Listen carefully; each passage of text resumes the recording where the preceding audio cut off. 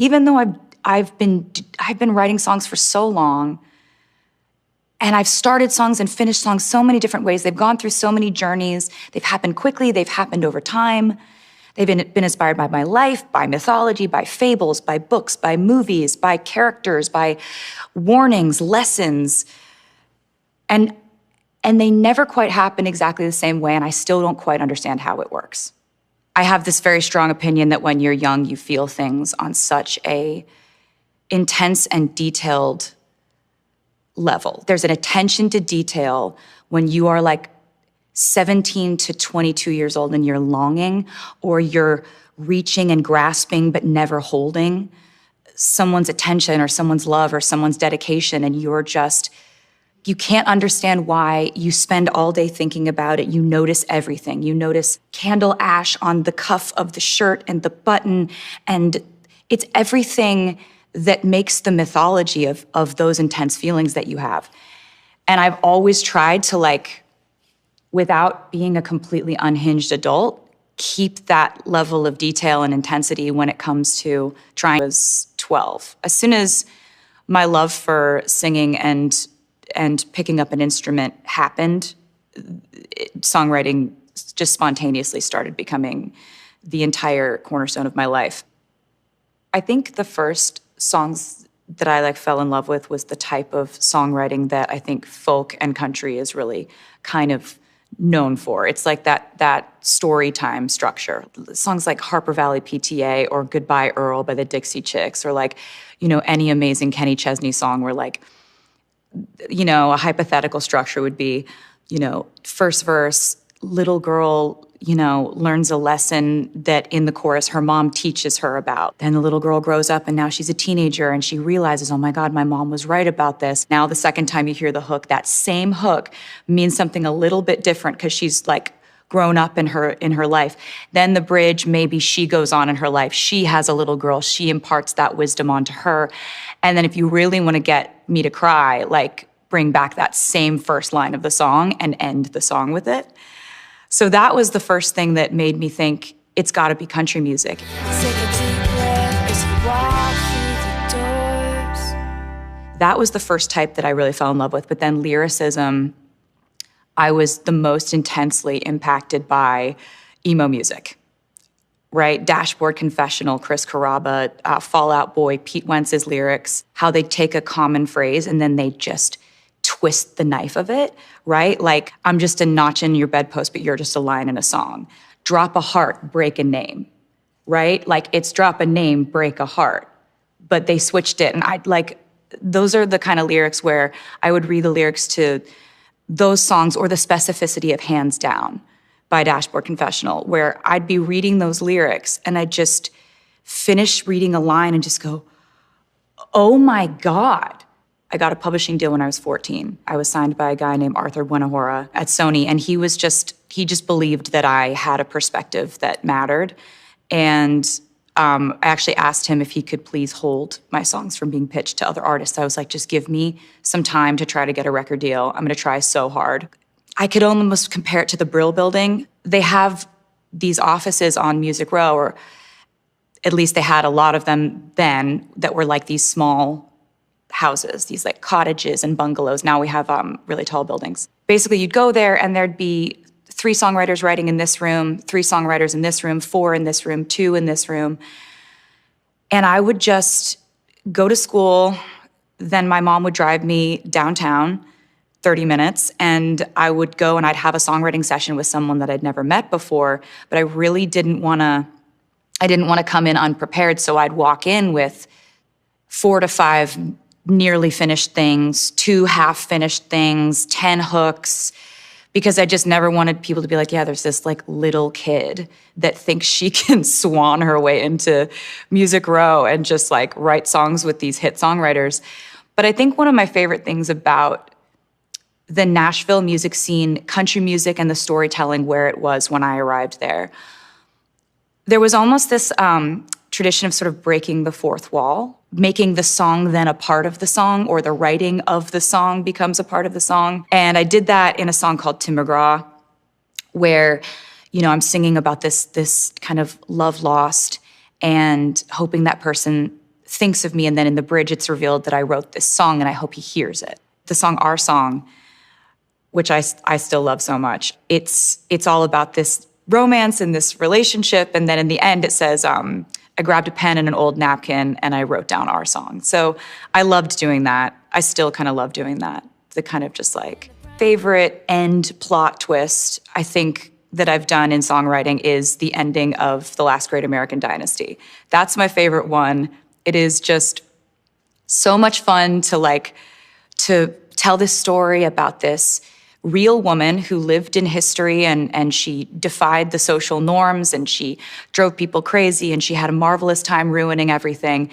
And you talk about the house she lived in on the coast. And basically then in the end, you're like, you know, she moved away from Holiday House. It sat quietly on that beach, free of women with madness, their men and bad habits, and then it was bought by me. And you're like, every time I get to that part when I would sing it on tour, I just like have to kind of like I wanted my grin to go from here to here, but that looks crazy. So it's like I had to like taper down my own excitement that hook happened.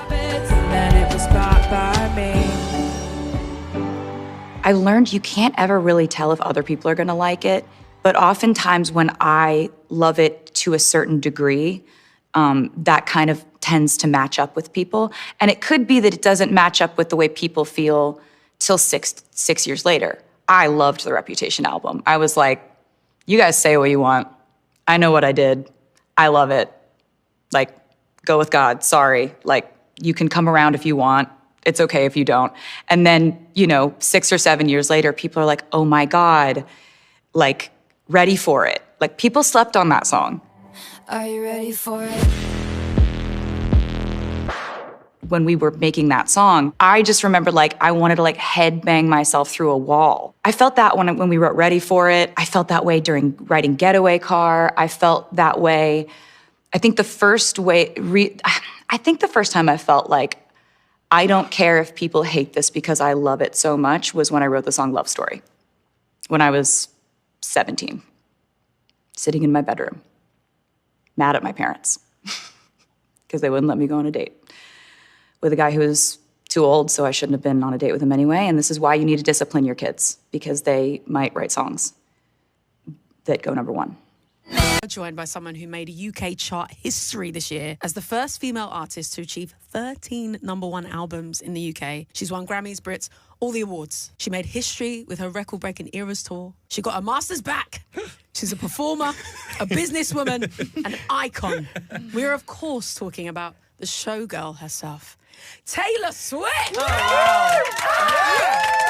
That was a great intro. That was good. Yeah. You really pulled out all the stops was there, great. Fleur. Beautifully done. You know what? We're just really honoured that you took the time to come and see us and have a tea. Yeah. You know? Thanks. You're very busy. I mean, you know, this is top priority. I wanted to come see you guys. You've been so supportive and so amazing. And got a new album coming out, which just is... I mean, it's out. It's out. It's out. Yeah. It's Yeah. Yeah. It's incredible. We love it so much. We've been listening this We have morning. been listening. Yeah. Oh Yeah. my goodness. I just need a second because I can't breathe. Can we all just like... okay.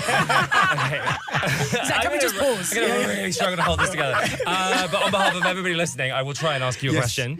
Well, I think we all have like an album or song of yours that defines an era in our own lives, right? Aw, so like that's for so me, nice. Midnights was a very healing all era right. for me, like got me through some bad times. What would you say this era, this new album is for you? Well, one thing about this album that I think is really exciting is that oftentimes when I make a record, we then take all this time to plan out how we're going to put it out and make sure that we have vinyl for everybody.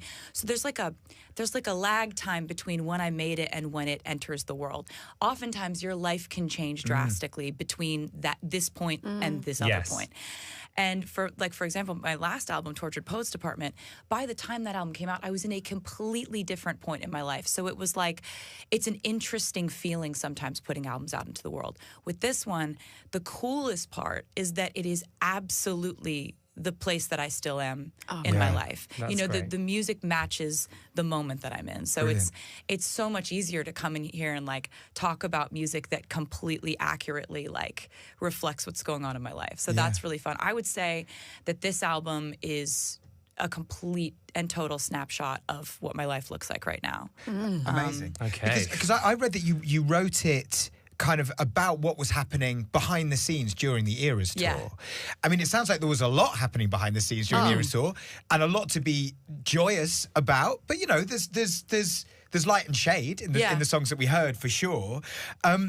Like that tour being so huge for so many people. Was that one of the most intense experiences of your life? Definitely. Yeah. What was it about it? Not just the scale, but that made it so intense? Because summing up your whole body of work in one performance must have been extraordinary. Oh, it was a blast. It was so fun, but it was also so many other things, like when you're on tour for 2 years and every night is a 3.5-hour show. Whoa. The biggest threat, I think one of my favorite things that anyone, like a mentor, has said to me is Stevie Nicks always said when it came to anything in her personal life, she was like, just don't threaten my show. Don't threaten my show. My main goal for 2 years was get myself to that stage and give everything to that crowd, wherever the crowd is, for 3.5 hours every night. So you're combating, you're like, don't get sick. Yeah. Don't let any outside noise into your head. Focus on only this one thing. If you do get sick, you're doing the show anyway. If you're sore, you're injured, you're hurt, you're pretending that you're not and doing the show anyway. And so that was a really, really astonishing challenge. And I'm really proud of how we all handled it, not just me, but also my band and my crew and my amazing fellow performers on the stage. Like, every one of those people has to be at the top of their game and operating with that same mentality. So did you stop yourself from doom scrolling? Oh, I really am not much of a scroller at all. Like, you're better than the rest of us. Yeah, I don't have the apps on my phone, or else, because it's really effective, right? Like, they know what I want to see, and they're going to show it to me. Yeah. So it's like, I'd rather just spend like those hours doing something else, or like planning something fun for the fans for the way we're going to put out this album, or baking, or like I have a lot of hobbies. And I didn't really have as many hobbies when I spent a lot of time scrolling. Really? So you replaced scrolling with hobbies? Yeah. Brilliant. It's been so much fun, like kind of mandating a different relationship with social media. Like I can get sent things, and like I'll see every once in a while, I'll see like your funny reels, like you're hilarious. You're great. You're a great follow. But yeah, like I think that when there's so much of any type of opinion about me, it's like, don't put that in my brain. Like anything you put in your brain, it's gonna like internalize. I'm just like, I have a real priority on being like peaceful and happy. Yeah. And Not casting all out the time, noise. but Yeah. but not over something. I'm not gonna like, have a messy, like dramatic feeling about something that doesn't actually matter and isn't really real. Because there's a lot of like, we live in a moment of like a lot of rage baiting, and a lot of like people like getting attention has now been monetized. So you have to just know like what world we live in and kind of choose what reality you want to be in. Yeah. Now, we have been loving the album. We've listened to many a tune. My personal favorite is Wishlist. Oh, really? It's a vibe. It's a straight up vibe. I was like, A lot of shoulders. I was doing the shoulders. Yeah, I was like, a lot of that. Oh, that makes me so happy. That was actually the last song that we finished on the record, and that was when I knew the record was done. Really? That was when I knew. I was like, we're good. guys. We're good. I love the line where you're like, just give me a best friend who's hot. Yeah. Do you think you've achieved that now with Travis? 100%. I mean, like, look what I got. Oh my God, the ring! Sorry, the ring is even bigger in real life. Oh my goodness. Wow. No. Oh my goodness. Stunning. You would love him. You would love him. I have a question actually. Does he have any hot gay friends? Yeah. Yeah? Great. Yeah. Okay, We'll I'm sort single. it out. Perfect. I also have a lot of Yes. those as well. In the UK? Yes. That doesn't matter, Will. Yeah, I mean, I feel this Will feels travel. offline. This feels like for maybe it's an later we offline just, chat. I get out Yeah. my phone. But yeah, you would absolutely love him. He's a blast. He's just the most fun person. Life of any party, even when it's just us. So it's like, yeah, that is the goal, isn't it? Find Yeah. a best friend It who is. you think is hot. Yeah. It's like amazing. kinda What a just combination. Somebody who it makes is. you laugh and is Yes. hot. That We have is to say That's the congratulations to you on the engagement. Thank Yes. It's you. amazing. Thank you. We spoke to Ed Sheeran, a few weeks back, and he told us he's constantly asked to perform at people's weddings. So Is he singing at your wedding? Oh, I mean, it would be hard to keep him from it, I think. Yeah, he has that energy. Because that's the thing is, he's like, I'm always being asked to sing at weddings. It's like, Ed, if there's a stage, you know that you'll be on it. Exactly. Like, he knows what people want, and he wants to give people what they want. That's the fun thing about our friendship is we both love performing and we love writing and we love singing. So it's like, we're like, oh, don't make me sing. Yeah. All right. Exactly. You know what I mean? Like, as you wheel in your own piano. as you're up there explaining to the house band, you're like, shake it off. It's 3 chords. We're starting here. We're going, you know. But that's the thing is like we love what we do. We love to get up on stage. It's actually not that hard to talk either of us into performing at anything. I saw him last weekend actually at a wedding of one of our best friends, and we were just talking about how much we love when he came out on stage with me at Wembley during the Eras tour. Oh, yeah. And we were talking about how when we're in a room and we're like rehearsing or writing or working together, there's really like a sort of strange like mind melt thing that happens between us two, and we've always had it. We always will. So he had a great wedding. Like couple, oh God, what was it, like 8 years ago maybe? Yeah. In the forest, you know? I Just mean, like a woods wedding. Just everything you want, isn't it? I think it was Time Magazine, Person of the Year. Big up. They said your lyrics give women and girls permission to know that their internal voice matters. And I think that's absolutely where your music comes from. And Opal Light is, I think, the song that we all need right now, because you're saying, like, it's all right. And a lot of us need that. Is that your intention when you're writing, to, like, really hit that connection? Thank you for saying that about that song. I'm so glad you like that one. Oh, it's amazing. Because you say, when you know, but how do you know? Yeah, so that song was so much fun to write because it goes through all these situations where oftentimes in life when we go through something that doesn't work out, whether it's in our personal life or in our friendships or in our career path, we oftentimes look at it as this like major setback, like we've taken a step back. But actually I've found that so many of those instances in my life have, based on how you respond to it, can catapult you forward in growth, in wisdom, in perspective.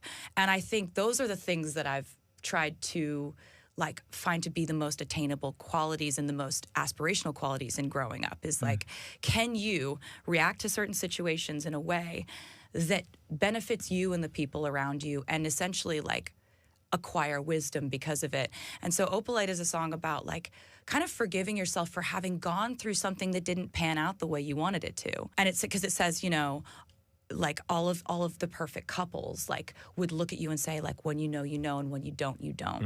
And when you're not in that situation, when you don't know, you know that you don't know. You know that you don't know. And so it's like it's giving yourself permission to like not have it all figured out or not marry the first person you ever dated.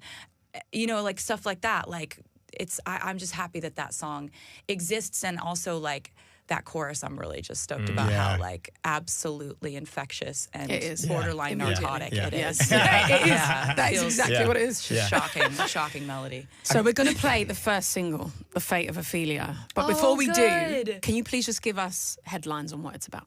I just have this fixation on Shakespeare characters that I fall in love with, and I can't stand to see them meet a tragic demise. I can't. I don't want that to be what happened to them, because wait, are you talking about Ophelia's she died? What do you mean? Yeah, how dare you? I was do that to really Ophelia? excited to see what happened with her and Hamlet. They seemed great. And I kind of going back to like the song Love Story, which I wrote when I was a teenager, I was just like, I can't watch Romeo and Juliet not work out. What do you mean they both die? They don't in my version of things. So it's just like you just turn the movie off before the bad ending. But this is a little bit like that, where The Fate of Ophelia talks about how, you know, Ophelia was driven mad by love, and relatable. It talks about, the hook says like, you know, you dug me out of my grave and saved my heart from the fate of Ophelia. So it's a love song. And it's also just got one of like the catchiest post hook kind of sections that I'm pretty proud of. So, oh my God, it's crazy to talk about this music. It's been a secret for over a year. I can't believe we managed to get you on the show, know. Yes, Taylor. amazing. Thank you for inviting me. And somehow you we know? managed to not ask any questions about wood, which is Yes. an incredibly Which is a whole other interesting- chapter. It's a whole I'm other, so disappointed that you didn't, honestly. Missed opportunity. It's a whole other chapter, that's a friends. podcast, I think. Go listen to that right now. The Life of a Showgirl is out right now. It's Taylor Swift, everyone. Yay. Thanks, guys. Taylor Swift has fans buzzing after sharing her dreams of starting a family with NFL star Travis Kelce during a candid interview on Hits Radio. The pop sensation, known for her chart-topping hits and whirlwind romances, revealed she's never been more excited about the future. Taylor's sparkling eyes and infectious smile hinted at big plans ahead, leaving listeners hanging on her every word. She gushed about imagining little ones running around and hinted that motherhood could be her next great adventure. Could wedding bells and baby news be on the horizon? Swifties everywhere are waiting for what comes next.